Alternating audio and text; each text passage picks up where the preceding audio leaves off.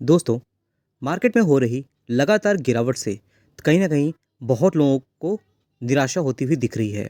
लेकिन अगर मार्केट में गिरावट होती है, तो वहीं आपको टाइम-टाइम पे रिकवरी भी देखने को मिल जाती है।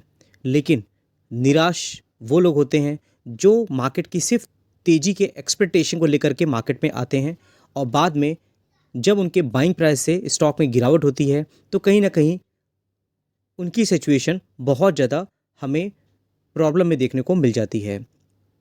रीज़न क्या होता है? हम जब मार्केट की गिरावट के रीज़न को नहीं समझते हैं, कंपनी को हम बिना लर्न किए अपने पोर्टफोलियो में ऐड कर लेते हैं, कंपनी के फंडामेंटल को नहीं समझते हैं, तो ये सब चीज़ें हैंडल करना बहुत मुश्किल हो जाता है। अगर आप देखोगे, जो मार्केट में करेक्शन है, उसके पीछे का रीज़न अगर आप ध्यान से पढ़ोगे तो आपको समझ में आएगा। कल भी मैंने वीडियोज़ में बताया हुआ था कि कंपनी की जो अर्निंग हो रही है, कंपनी के जो रिज़ल्ट्स आ रहे हैं, उनको देखना बहुत ज़्यादा इंपॉर्टेंट है, जिसको मैं अपने व्हाट्सएप चैनल पे, साथ ही साथ हमारे एप्लीकेशन पे वीडियो के माध्यम से आपको कवर करके बताता रहता हूँ। अभी तो आने वाले टाइम पे और भी बहुत सी कंपनियों के रिज़ल्ट आएँगे, किसी के अच्छे आएँगे और किसी के बहुत ही ख़राब आएँगे। मार्केट के एक्सपेक्टेशन के अकॉर्डिंग अगर रिज़ल्ट नहीं आते हैं, तो स्टॉक में हमें पिटाई देखने को मिल जाती है। ख़ासकर अगर आप देखोगे, तो निफ्टी इंडेक्स को अगर आप फ़ॉलो करते हो, तो मैं आपको बार-बार रिपीट करता रहता हूँ कि निफ्टी इंडेक्स में जिस भी इंडाइसेस का वेटेज ज़्यादा होता है, अगर हम फाइनेंशियल सर्विसेज की बात करें, आईटी की बात करते हैं, अगर बड़ी कंपनियां जो होती हैं, एचडीएफसी की बात करोगे या टीसीएस की बात करोगे, इनका वेटेज ज़्यादा है और इनके रिजल्ट अगर अच्छे नहीं आते हैं, तो कहीं ना कहीं निफ्टी में प्रेशर देखने को मिल जाता है। ऐसा ही अभी मैंने जो बताया था आपको, टीसीएस के जो रिजल्ट थे वो मार्केट की एक्सपेक्टेशन के अकॉर्डिंग नहीं आए, तो कहीं ना कहीं यहाँ पे सेंटिमेंट्स का असर मार्केट में देखने को मिल गया। दूसरा क्या है, ट्रम्प की जो टैरिफ की पॉलिसी आपको देखने को मिल रही है, कनाडा में 35% का इन्होंने या टैरिफ का ऐलान किया है। बाकी देशों में भी इन्होंने जो अनाउंसमेंट की है, लगभग 15 से 20% का जो टैरिफ को लेकर के संकेत मिलते हुए दिख रहे हैं, वो कहीं ना कहीं मार्केट में बहुत ज़्यादा प्रॉब्लम क्रिएट कर रहे हैं। और अगर ग्लोबल मार्केट में कुछ ऐसी अनसर्टेनिटी होती है, कोई ऐसी न्यूज़ आती है जो मार्केट के फेवर में नहीं होती है, तो उसका कैस्केडिंग इफेक्ट हमारी मार्केट में भी देखने को मिल जाता है। और इन सब चीज़ों को मैंने कल की वीडियो में डिस्कस किया हुआ था।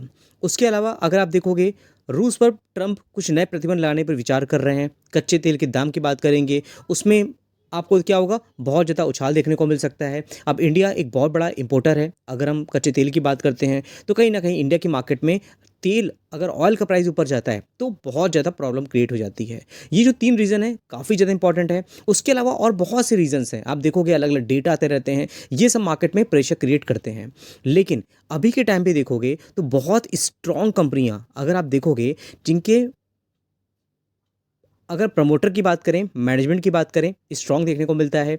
फाइनेंशियली देखोगे, कंपनियां एकदम 5 स्टार देखने को मिलती हैं, भर भर के आपको रिजर्व देखने को मिलेंगे। इवन बड़ी नहीं, छोटी कंपनियां भी हैं, जिनको मैं यूजुअली कवर करता रहता हूं। साथ ही साथ अगर सेल्स ग्रोथ देखोगे, वो भी आपको सेल्स ग्रोथ बढ़ती हुई दिखेगी। क्वार्टरली देखोगे तो गिरावट होगी, लेकिन कहीं ना कहीं एनुअली, ईयर ऑन ईयर उनकी सेल्स ग्रोथ आपको अच्छी देखने को मिलेगी।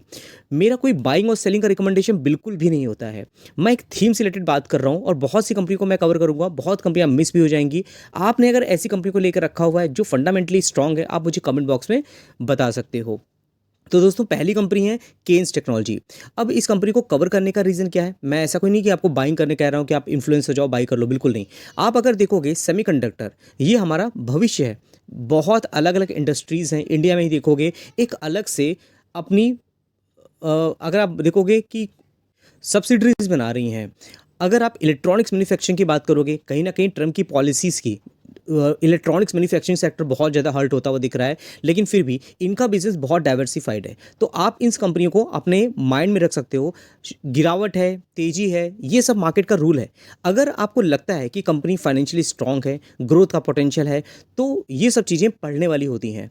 और अगर आप कंपनी के फंडामेंटल भी देखते हो, तो कहीं ना कहीं आपको ट्रस्ट बनेगा। लेकिन ये जो चीज़ें हैं ना, कि लेफ्ट टू राइट कोई भी कंपनी अगर भागती है, देखिए मैं आपको ये चीज़ लर्निंग पर्पज़ के लिए दिखा रहा हूँ। आप चार्ट को देख करके ये मत सोचो कि हाँ, ये कंपनी इस प्राइस पे है या उस प्राइस पे है, मैं बिल्कुल भी डिस्कस नहीं करता हूँ। लेकिन अगर आप देखते हो कि बहुत कंपनियाँ होती हैं जो आपको तेज़ी में देखने को मिलती हैं, लेकिन कोई भी कंपनी अमर तो नहीं होती है, तो उसमें करेक्शन तो होगा ही होगा। बड़ी बड़ी आप देखोगे, पिडीलाइट जैसी कंपनियाँ हैं, एशियन पेंट जैसी कंपनी है, उनके ग्राफ आपको ऐसे देखने को मिलेंगे। लेकिन कई बार ऐसा हुआ है जो उसमें बड़ी बड़ी करेक्शन भी आए हैं, 2-2 3-3 साल तक कंपनियाँ काम नहीं करी हैं। लेकिन मतलब कंपनियां काम कर रही थी, लेकिन स्टॉक में आपको मूवमेंट देखने को नहीं मिल रहा था। तो ये सब चीज़ें कहीं ना कहीं पार्ट होते हैं। तो आप चाहो तो केन्स टेक्नोलॉजी है, उसके अलावा पॉलीकैब जैसी कंपनियां हैं। अब पॉलीकैब कंपनी क्या करती है, अगर आप पावर सेक्टर में देखोगे तो आपको वायर का यूज़ होता हुआ दिखेगा। अगर आप देखोगे real estate sector, real estate buildings खड़ी होती हैं, लेकिन वहाँ पर क्या होता है, वायर की जरूरत तो पड़ती है ना कनेक्टिविटी के लिए। अगर आप देखोगे सोलर एनर्जी में, सोलर एनर्जी में एनर्जी प्रोड्यूस की जाती है, ट्रांसमिशन की जरूरत पड़ती है, एक जगह से दूसरी जगह एनर्जी को ट्रांसमिट करना है ना, तो वहाँ पे आपको वायर की जरूरत पड़ती है। तो वायर का यूज़ आपको हर जगह देखने को मिलेगा। सोलर इंस्टॉलेशन होता है तो वायर की जरूरत पड़ती है। ये कंपनी बहुत ही डाइवर्स तरीके से वायर बनाती है, इसी वजह से बहुत कम टाइम में इन सब कंपनियों ने अच्छे रिटर्न बना के दिए हैं। ये प्रेशर जो देखने को मिल रहा है ये बहुत शॉर्ट टर्म का होता है। ये कंपनी एक टाइम पे बहुत छोटी थी, 1 लाख करोड़ की मार्केट कैपिटलाइजेशन हो गई है। और अगर आप देखोगे ना तो ये कंपनी कोविड के टाइम पे भी लगभग 800 850 के प्राइस में देखने को मिलती थी। आपने अगर इस कंपनी को लेकर रखा है, मुझे कमेंट बॉक्स में जरूर बताइएगा। बाकी दोस्तों, हमारे एप्लीकेशन में मैंने एक वीकेंड आपको डिस्काउंट दिया हुआ है। आप चाहो तो एनुअल पैकेज ले सकते हो। लगभग 12,000 का जो प्राइस होता है एनुअली सब्सक्रिप्शन का, लगभग उसमें 10,000 का डिस्काउंट आपको देखने को मिल रहा है। लगभग 1999 रुपये में आप एनुअल सब्सक्रिप्शन ले सकते हो। आपको डेली बेसिस पे वीडियोस देखने को मिल रहे हैं। आजकल काफ़ी इन्फॉर्मेटिव टाइम चल रहा है, ज़रूर आपको वीडियोस देखने के लिए सब्सक्रिप्शन ले लेना चाहिए। ये जो ऑफ़र मैंने दे रखा है ये संडे तक, कल के तक वैलिड है, मिडनाइट तक। आप चाहो तो इसका लिंक मैंने कमेंट बॉक्स में दे दिया है, आपको वहाँ पोस्ट में भी देखने को मिल जाएगा। आप डायरेक्टली वहाँ से इसको डाउनलोड कर सकते हो। प्ले स्टोर में भी आपको देखने को मिल जाएगा, मार्केट व्यूज विवेक करके आप वहाँ से भी डाउनलोड इसको कर सकते हो। बाकी कोई भी इन्फॉर्मेशन चाहिए होती है मार्केट से रिलेटेड तो आपको मेरे व्हाट्सएप चैनल पर आ जाना चाहिए, वहाँ पर मैं during the market he update कर देता हूँ। बाकी अगर प्ले स्टोर में आप जाओगे तो आपको यहाँ पे देखने को मिलेगा मार्केट व्यूज़ विवेक करके। अगर आप यहाँ पे उसको ओपन करते हो तो आपको देखोगे यहाँ पर, तो ये सब चीज़ें आपको देखने को मिल जाएंगी। रिव्यूज़ भी आप डालना चाहो तो यहाँ पर डाल सकते हो, जैसे भी आपको यहाँ पर इन्फॉर्मेशन मिलती है। फिर दोस्तों बात करते हैं नेक्स्ट कंपनी की, वो है दोस्तों गार्डन रिच शिप बिल्डर। अब देखिए, अगर हम शिप बिल्डिंग सेक्टर की बात करते हैं, उसमें मजगांव डॉक की बात करें अगर, तो मजगांव डॉक की मार्केट कैपिटलाइजेशन कितनी है, 1 लाख करोड़ से ज़्यादा की देखने को मिलती है। अगर हम कोचीन शिपयार्ड की बात करते हैं तो कोचीन शिपयार्ड की मार्केट कैपिटलाइजेशन लगभग 52,000 करोड़ की देखने को मिल जाती है। वहीं अगर आप गार्डन रिच शिप बिल्डर की बात करोगे ना तो इसकी मार्केट कैपिटलाइजेशन कितनी है, 32,000 करोड़ की है। बाकी शिप बिल्डिंग सेक्टर में तो ग्रोथ होनी ही होनी है। बाकी इंडिया में अगर आप देखते हो शिप बिल्डिंग सेक्टर बहुत अच्छी तरीके से ग्रो कर रहा है, गवर्नमेंट का फोकस देखने को मिल रहा है। अभी इंडिया बहुत पीछे है। अगर आप इंडिया के पड़ोस में चाइना का देखोगे ना तो वो ऑलरेडी शिप बिल्डिंग सेक्टर में काफ़ी पहले से ध्यान दे रहा है और काफ़ी ग्रोथ वहाँ देखने को मिल रही है। कंपटीशन कहीं ना कहीं हमारे नेबर कंट्री से होता ही रहता है, वॉर से रिलेटेड कुछ ना कुछ इन्फॉर्मेशन देखने को मिलती रहती है। तो कहीं ना कहीं शिप बिल्डिंग सेक्टर आने वाले टाइम पे काफ़ी ज़्यादा अच्छा कर सकता है। बाकी अगर हम बात करते हैं नेक्स्ट कंपनी की, कैम्स की, मार्केट में अभी प्रेशर देखने को मिल रहा है ना, जब मार्केट में रिकवरी होती है या म्यूचुअल फंड की बात करते हैं, जैसे जैसे लोग अवेयर हो रहे हैं म्यूचुअल फंड में, ये सब कंपनियाँ हमें ऐसा नहीं कि आपको ऐसे भागती हुई दिखेंगी। टाइम टाइम पे इसमें करेक्शन भी आएगा, बहुत टाइम तक रिटर्न नहीं बनेगा, लेकिन बाद में क्या फिर करेक्शन होगा, फिर रिकवरी होगी। तो इसी तरह से ये सब कंपनियां आगे बढ़ती हैं। ये बहुत छोटी कंपनी भी नहीं है, बहुत बड़ी कंपनी भी नहीं है, 20,000 करोड़ की मार्केट कैपिटलाइजेशन है। और अगर हम इसको थोड़ा सा जज करते हैं तो आप देखोगे, ये देखिए ऐसा चार्ट देखने मिलता है। अब मार्केट बहुत टाइम तक परफॉर्म नहीं किया तो देखिए, ये देखिए रिकवरी होने में कितना टाइम लग गया, और उसके बाद देखिए तेजी होती है, फिर देखिए मार्केट में प्रेशर बन गया। तो अनसर्टेनिटी आपको मार्केट में हमेशा देखने को मिलेगी, लेकिन आप किस टाइम पे, टाइमिंग क्या है आपके एंट्री लेने की, वो ज़्यादा इंपॉर्टेंट होता है। अगर सही टाइम को आप फाइंड आउट करते हो तो कहीं ना कहीं ये जो टाइम होगा आपके लिए काफ़ी ज़्यादा इन्फॉर्मेटिव हो सकता है, काफ़ी ज़्यादा इंपॉर्टेंट हो सकता है आपके लिए। फिर दोस्तों बात करते हैं CDSL की। CDSL भी कभी सेम पैटर्न आपको देखने को मिलेगा। मार्केट में जब जब करेक्शन होगा इन सब स्टॉक में आपको गिरावट देखने को मिलेगी। जब मार्केट में रिकवरी होगी तो उस हिसाब से यहाँ पर भी रिकवरी आपको देखने को मिल जाएगी।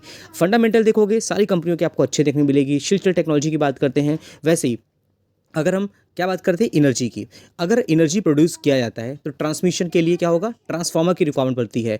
ट्रांसफार्मर के साथ में स्विचेस होते हैं, बहुत अलग अलग आइटम होते हैं, उन सब की रिक्वायरमेंट पड़ती है। तो शिल्चर टेक्नोलॉजी शुरू से मुझे पसंद है कंपनी। अब इसका भी चार्ट देखोगे, एक टाइम पे काफ़ी तेजी थी, फिर करेक्शन होता है, फिर रिकवरी होती है। स्मॉल कैप कंपनी है। बाकी फंडामेंटल देखोगे आपको बहुत ही शानदार देखने को मिल जाते हैं। टीना रबर एंड इंफ्रास्ट्रक्चर की बात करते हैं, इसमें भी देखिए जिन लोगों ने शुरुआत में नहीं पकड़ पाए, बहुत लोगों ने मुझे कमेंट बॉक्स में लिखा, अरे तेजी थी हाथ से निकल गया। अब देखिए, अब आप हाथ में है कि नहीं है, आप डिसीजन ले सकते हो। 1600 करोड़ की मार्केट कैपिटलाइजेशन वाली कंपनी है। प्राइस देख करके कभी भी स्टॉक के बारे में नहीं सोचना चाहिए, आपको लर्न करना चाहिए, कंपनी के बारे में पढ़ना चाहिए। अगर आप कंपनी के बारे में पढ़े हो, उसके फंडामेंटल के बारे में पढ़े हो, तो आपको कहीं ना कहीं कॉन्फिडेंस रहेगा। जब भी स्टॉक में करेक्शन आएगा आप उसमें एवरेज करोगे, ना कि अब ये सोचो कि मैं इसको रिप्लेस करके कोई और कंपनी पकड़ूँ। नई नई कंपनी को आप पकड़ते रहोगे, फिर इसको बेचोगे, फिर नई कंपनी पकड़ोगे, फिर बेचोगे, फिर पकड़ोगे, फिर बेचोगे, तो हमेशा कोई कंपनी जो आप खरीदोगे ना वो आपको हायर प्राइस में ही खरीदना मिलेगी। गिरावट में आप अगर उसको आएगा तो आप बेच दोगे उसको, तो कभी भी आप पैसे नहीं बना पाओगे। फिर दोस्तों बात करते हैं टाइटन की। टाइटन एक ऐसी कंपनी है जो है तो blue chip company, large cap है, लेकिन रिटर्न देखोगे तो एक मिड कैप क्वालिटी की रिटर्न कंपनी बना के देती है। इवन अगर आप स्मॉल कैप देखोगे वो भी उसके बराबर दे देगी। 250% तक के रिटर्न कोई कंपनी बना के नहीं देती, अगर वो ब्लू चिप है, लार्ज कैप है तो। अगर आप बहुत कंपनियां ऐसी हैं जिन्होंने पिछले 3 साल में 0% रिटर्न दिया है, बड़ी बड़ी कंपनियां हैं, वहीं आप देखोगे टाइटन जैसी कंपनी है जो लगभग 250% तक के रिटर्न बना के दे के बैठी हुई है। गोल्ड का बिजनेस जो है वो इंडिया में कभी भी ख़त्म नहीं होगा। कभी भी कोई फेस्टिवल आता है, अभी देखो कितना प्रेशर देखने को मिल रहा है यहाँ पे इस स्टॉक में। वहीं अगर आप देखोगे दिवाली का टाइम आता है तो गोल्ड में देखोगे हर कोई खरीदने जाता है, कितना भी महंगा होता है लेकिन फिर भी लोग खरीदते हैं। उसके अलावा अगर हम वेडिंग की बात करते हैं तो वेडिंग में तो हमारा रिचुअल की बात करते हैं तो गोल्ड के बिना वेडिंग कंप्लीट ही नहीं होती है, तो उसमें लोग खरीदते हैं। इनके लगातार स्टोर खुल रहे हैं इंडिया के साथ में, बाहर की बात करोगे, अबू धाबी बात करो, गल्फ कंट्रीज बात करोगे, लगातार इन्होंने स्टोर ओपन किए हैं। इवन अगर लैटिन अमेरिका की बात करते हैं वहाँ पर भी इनकी डिमांड हो रही है, इन्होंने स्टोर ओपन कर रहे हैं। तो ये सब चीज़ें जाने वाली होती हैं। साथ ही साथ सेंको गोल्ड की बात करें, बड़ी कंपनी नहीं, छोटी कंपनी पसंद है तो इसका भी आप इसको चाहो तो पढ़ सकते हो। ये कंपनी भी बहुत अच्छी तरीके से परफॉर्म तो कर रही थी, अभी के टाइम भी क्या है, गिरावट देखने को मिल रही है। स्मॉल कैप कंपनी है, 5,000 करोड़ की मार्केट कैपिटलाइजेशन है। साथ ही देखो वीनस पाइप एंड ट्यूब, अब इसका भी क्लाइंट देखोगे तो आपको देखो केमिकल सेक्टर है, ये सब कंपनियां हैं जो प्लांट बनता है, कहीं ना कहीं ट्यूब्स होते हैं वहाँ यूज़ किए जाते हैं। करेक्शन है, लगभग 3,000 करोड़ की मार्केट कैपिटलाइजेशन है। ये सब कंपनियां हैं। साथ ही साथ बात देखो कि दीप इंडस्ट्रीज़, आप देखो कंप्रेस करना होता है गैसों को, मैं बार बार कवर करता आ रहा हूँ। और कवर करने का रीज़न क्या होता है, जब स्टॉक में तेज़ी होती है, एक टाइम पे न्यूज़ आती है, स्टॉक में रैली हो जाती है, तब बाद में क्या होता है, करेक्शन हो जाता है। तो ये सब कंपनियां स्मॉल कैप हैं, 250 करोड़ की मार्केट कैपिटलाइजेशन है। डी डेवलपमेंट इंजीनियर्स की बात करें, इसको भी लगातार ऑर्डर मिलते हुए दिखे हैं पिछले कुछ टाइम से। बाद में देखोगे इसमें प्रेशर देखने को मिलेगा, जब न्यूज़ आती है तो तेज़ी आ जाती है, बाद में क्या होता है, करेक्शन देखने को मिल जाता है। और ऐसी बहुत सी कंपनियां हैं। रेनबो चिल्ड्रन की बात करें, फंडामेंटल स्ट्रॉन्ग है, लगातार सेल्स हो रही है इसकी, लेकिन क्या है, मार्केट में प्रेशर है, तो प्रेशर है तो बहुत गिरावट नहीं है, एकदम फ्लैट परफॉर्मेंस आपको देखने को मिल जाएगी। यहाँ पर 15,000 करोड़ की मार्केट कैपिटलाइजेशन है। और उसके साथ में अगर आप देखोगे नेक्स्ट कंपनी है परसिस्टेंट सिस्टम, तो आईटी सेक्टर में कहीं ना कहीं टीसीएस है, इन्फोसिस है, लेकिन ये कंपनी मुझे ऑल टाइम हिट लगती है। जब भी मार्केट में करेक्शन होता है तो कहीं ना कहीं मुझे पसंद आता है, मैं इसको एवरेज जरूर करता हूँ। क्यों? क्योंकि अगर आप इसके भी चार्ट देखोगे 5 साल में तो इस कंपनी ने भी लगभग 1400% तक रिटर्न बना के दिए हैं। पहले की जो बन गए चलो ठीक है, छोटा था, लेकिन अभी भी इसका हमें पोटेंशियल है कि हमें कम से कम 200-250% तक के रिटर्न तो दे सकती है। बाकी जो भी स्टॉक मैंने कवर किया है उसमें मेरा कोई भी बाइंग सेलिंग का रिकमेंडेशन नहीं है।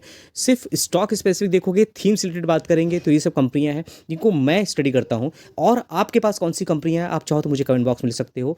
हमारे व्हाट्सएप चैनल को आप ऐड होना चाहते हो, व्हाट्सएप चैनल में हमारे एप्लीकेशन को डाउनलोड करना चाहते हो या तो जुड़ना चाहते हो, तो लिंक आपको हमारे पोस्ट में मिल जाएगा या तो कमेंट बॉक्स में मिल जाएगा। तो ठीक दोस्तों, फिर मिलते हैं नेक्स्ट वीडियो में, तब तक के लिए थैंक यू।